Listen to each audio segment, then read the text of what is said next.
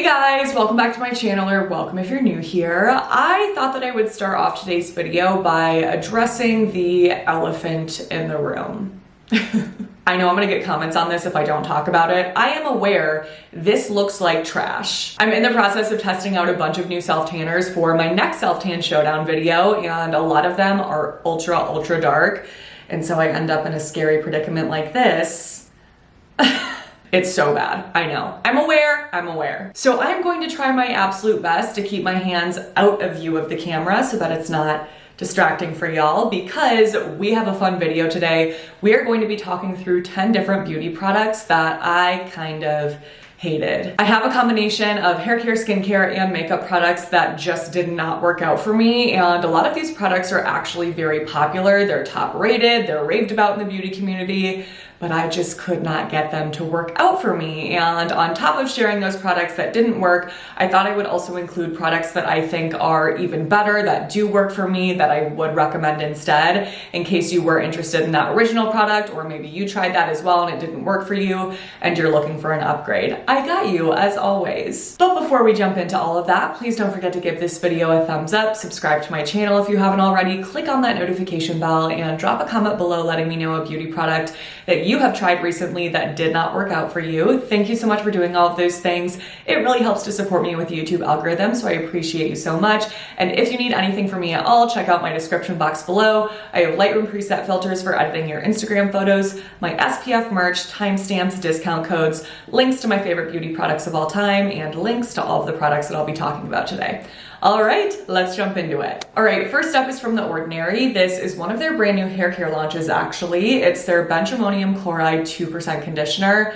And this just kind of fell flat for me. It's a very lightweight, almost kind of jelly formula, which is definitely very unique for a conditioner. And while it wasn't the worst thing that I've ever tried, it just didn't do enough for my hair, because I have hair that is very susceptible to tangling and starling. I really need a conditioner to go to town on my hair and help to deeply condition and detangle, and I just don't feel like I achieved that with this conditioner. So I do think that this could work out for you if you have very fine thin hair, because it is so lightweight, it's not going to weigh down your hair. But otherwise, this is just a big pass from me. If you are looking for an affordable conditioner, I personally love the L'Oreal Everpure range. There's still water in this from the shower. Did y'all hear that? Okay, I just spilled it everywhere. I love everything that I've tried from the L'Oreal Everpure range, and I think that they make incredible conditioners. So this one right here is newer. It is their glossing conditioner. Low pH, we love that, and it's perfectly thick and creamy and conditioning without being too heavy. I would say all of that holds true for this one as well. It's their bond strengthening conditioner, and it's great too. So I would personally go for either of these over The Ordinary if you're looking for something that doesn't break the bank. But that's just me. If you want to hear my thoughts on the new hair care launches from The Ordinary, I did recently post a review on not only the conditioner, but also their new shampoo and scalp serum. So I talked through the ingredients, show you guys the formulas in action, show them applied to my hair. So if you want to see all of that, that video will be listed below for you. Next up is something that I was so excited to try. It is the e.l.f. Soap Brow. So their kind of brow set wax. Look at this. What? I honestly wouldn't even really care if the product fell out of the packaging like that, if the product itself was good, but I just could not get this to work for me. It's like rock hard. I would dig in that with my spoolie and nothing would come up. So this just did nothing for my brows, and for that reason, I simply cannot recommend it. So I would say you're better off just buying a bar of soap instead of buying this, or if you're looking for something to really shape your brows and hold them in place, the Anastasia Beverly Hills Brow Freeze is incredible, and this is 1000% worth the purchase. I know that it's definitely pricier than this, but it works, so.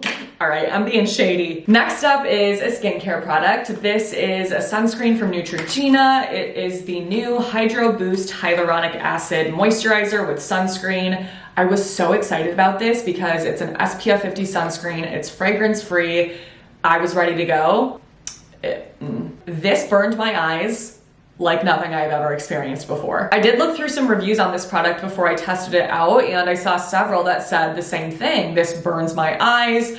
And I thought that people meant their eyelids or like the skin around their eyes. And when I first applied this, I was like, oh, well, that doesn't happen to me. Feels great. No stinging, no burning. No, they mean their actual eyeballs. I don't know what it is about this sunscreen that does that, but about 5 minutes after I applied this, my eyes were stinging, burning, watering like crazy. It actually was pretty uncomfortable. So this was a fail for me. I was really sad about it, but hold on, where is it? Neutrogena has recently come out with some other sunscreens, and this is one that I am obsessed with that does not do that for me at all. It's their Ultra Sheer Moisturizing Serum Sunscreen. It's also fragrance-free. This one's SPF 60 even, and it has such a nice lightweight formula. No stinging of the eyeballs at all. So if you're looking for something from Neutrogena, you want affordable, this one is great. I would definitely go for this. Let me know if you guys have tried this and if that happened to you as well. So weird. I honestly don't think that that's ever happened to me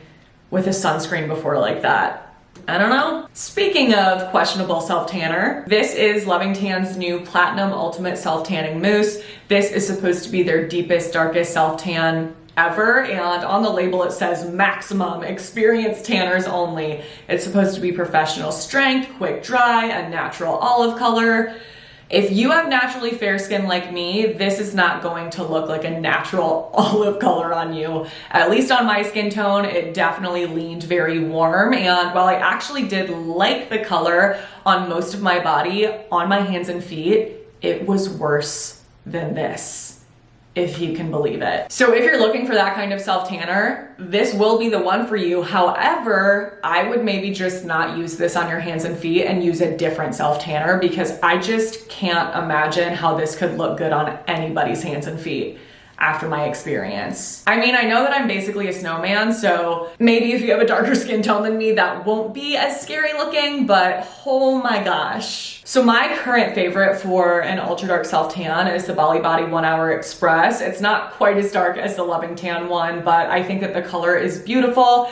It's more natural on me. It doesn't look as orange, and this does not give me such crazy looking hands and feet. So I would, you know, do this if you want a safer option, or just use something else on your hands, please. Next up is a shampoo and conditioner set from Redken. It is their Extreme shampoo and conditioner. On the bottles, they say that they have a pH balanced formula with a protein strength complex. And I believe it's just hydrolyzed soy protein and hydrolyzed vegetable protein. It's not that these products have bad ingredients or bad formulas, it's that they smell so horrible. It's not like they smell like garbage, but there is some sort of strange, licoricey, artificially, I don't even know what smell about this that honestly makes my stomach feel a little bit nauseous. I'm not being dramatic about that. That's true. I was trying to use these and I was like, oh, it makes me feel sick to my stomach. So I'm just so picky about fragrances, and for some reason this just did not sit right with me, literally. So if you are looking for a pH balanced shampoo and conditioner set from Redken, I would go for the acidic bonding concentrate range instead. This is such a great shampoo and conditioner and does not smell like that. I love the way that these smell. Next up is an eyeliner from Flower Beauty. This is called the Forever Wear Winged Liner in the shade Dark and Stormy. So it's supposed to be a brown liner. This one has a little felt tip, and the eyeliner itself is actually not bad. It was pretty good, but the color is just so dark. It ended up looking like a black eyeliner on me, and I thought that it was gonna be a lighter brown color, and I just don't love wearing black eyeliner anymore. I actually don't remember the last time I wore black eyeliner. So if you're looking for a really nice liquid liner that does look like a true brown versus black, I would definitely recommend the NYX Epic Ink Liner in brown. This is my all-time favorite liquid liner. I've probably been using this for like 4 years at this point, no joke. Has it really been that long? How old am I? Honestly, I think I've been using this for that long. That is insane. It's just so, so good. And this has little bristles instead of a felt tip, which I actually prefer. So I think that this performs better and it has a better color, again, if you're looking for something brown. Next up is a cleanser from Tula Skincare. This is the Cult Classic Purifying Face Cleanser. I recently posted a video where I tested out your guys' top rated cleansers, and this was one of the cleansers in that video. I know that it's top rated, I believe, on like Ulta and Sephora. People love this. I low-key kind of hated this. The texture of this cleanser is so confusing for me because when I first squeezed it out of the tube, I was like, oh, I'm gonna like this. It's like this nice kind of gel cream hybrid, but as I started to mix it with water and rub it into the skin, it kind of started to turn gummy, and it just did not feel pleasant. I really did not enjoy the feel of it. On top of that, it really irritated my skin. It does have fragrances and essential oils. Not all cleansers with those ingredients irritate my skin, but this just must have more than others or something that just did not agree with me. And then it smells terrible on top of all of that. If I'm remembering correctly, one of you commented saying that the smell of this reminds you of a grandma's basement, and I think that that's spot on. There's just something musty and old about the way that this smells, which is gross. Like, who wants to put a cleanser on their skin that smells dusty? So that cleanser was a fail for me. I honestly feel like any other cleanser would be better than that. So I'll list some of my favorite cleansers below, but one that I also talked about in that video that did work out really well for me is the Youth to the People Superfood Cleanser. This has such a nice formula. I was obsessed with the way that it feels on the skin. This also has essential oils, but it smells good. It's like a nice light citrusy scent, and this one didn't irritate my skin at all. All around, such a nice experience, especially when I compare it to something like that Tula cleanser. I'm like, I'm so annoyed about this one, you guys. This is the T3 Cura Lux Hair Dryer. I have definitely recommended this at least a couple of times on my channel before because this was my go-to hair dryer for over a year and I loved it. I thought that it was so nice. It's also just beautiful to look at. It's a pricey one. It's like $300. And I thought that I broke the concentrator or nozzle that attaches to this hair dryer because I started to notice that it looked like it had cracks in it or that I had dropped it and shattered it. And that is 1000% something that I would do. I am one of the clumsiest people on earth. I break, drop, spill everything. I'm tripping over myself all the time. I am a mess. So I thought that I did that and I went to their website to repurchase that nozzle. And then I was like, wait, why are the reviews not good? And I scrolled down and saw that so many other people were having the exact same problem as me with that nozzle. So I know that that's just an attachment to the hair dryer and not necessarily an issue with the dryer itself. I mean, I guess it's probably both because they just don't work together.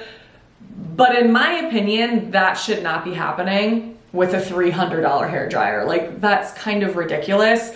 And I prefer to use a hair dryer with that nozzle on it because I feel like I get a much better result when I'm styling my hair. It just makes it look sleeker, shinier. Everything's better with one of those in my opinion. So if you don't use that attachment, I still do think that this is a good hair dryer, but I'm feeling salty towards it because I'm like, how could you do this to me at that ungodly price? It's not right. So my current favorite hair dryer is this one from Amika. This does not crack whatsoever, and I honestly think that this performs better for me anyway. I feel like there's more oomph to the airflow, if you know what I'm talking about. I love this. It's also a pricey one. I do have a 10% off discount code with Amika. That is in the description boxes of all of my videos, so that will help a little bit if you are interested, but there is just no reason we should have broken parts like that at that higher price point. Second to last is the Versed Silk Slip Conditioning Lip Oil. I feel like so many people swear by this, and at first it does feel so nice. It's very, very cute packaging, I will say. But it goes so sticky on me almost immediately after. Like within the first few minutes, I'm like, it's sticky. So maybe if you wanted to use this as a lipstick primer, that would actually probably work really well because it'll give you a little bit of grip. But otherwise, if you're looking for something that feels really nice and kind of slippery on the lips, I wouldn't recommend that. For some reason, their tinted version of their lip oil does not do that at all, and this formula feels amazing on the lips. So if you want a lip oil from Versed, go for the tinted option, but otherwise, if you want something affordable that's not tinted and that does not feel sticky, I think that the Ulta Beauty Juice Infused lip oils are great, and I don't have any issues with these. And they're super cheap. If you're a fan of lip oils and you want more recommendations, I do have a video sharing my favorite lip oils, and I have untinted, tinted, higher price point, lower price point options, so I will list that below if you want to check that out. And last but not least is the Maybelline Fit Me Tinted Moisturizer. I had such high hopes for this because the Maybelline Fit Me Matte and Poreless Foundation is one of the most beautiful foundations I have ever tried at any price point. It is so gorgeous on the skin. I used to wear that all the time. I haven't in a while, but I would always get compliments whenever I wore that. So I was hoping this would be similar, but just a lighter coverage option, and boy, it's not at all. This made my skin look super greasy, which is just always an immediate no for me. I do have skin that leans oily, so if you have dry skin, you may not have that same problem, but I just did not like the way that this looked finish-wise, and coverage and longevity-wise, it was also terrible in my opinion. It just started to break up on my skin and have inconsistent coverage. It did not look good at all. So I would not recommend that one. If you want something similar, a tinted moisturizer at a low price point that is supposed to be hydrating on the skin, like this one says, one that I would go for is the ColourPop Pretty Fresh Hyaluronic Tinted Moisturizer. This is nothing new. It's been around for a while, but I think that it's really, really pretty. It does not make my skin look super oily, and it holds up really well throughout the day for me. So I would go for this over Maybelline any day. All right.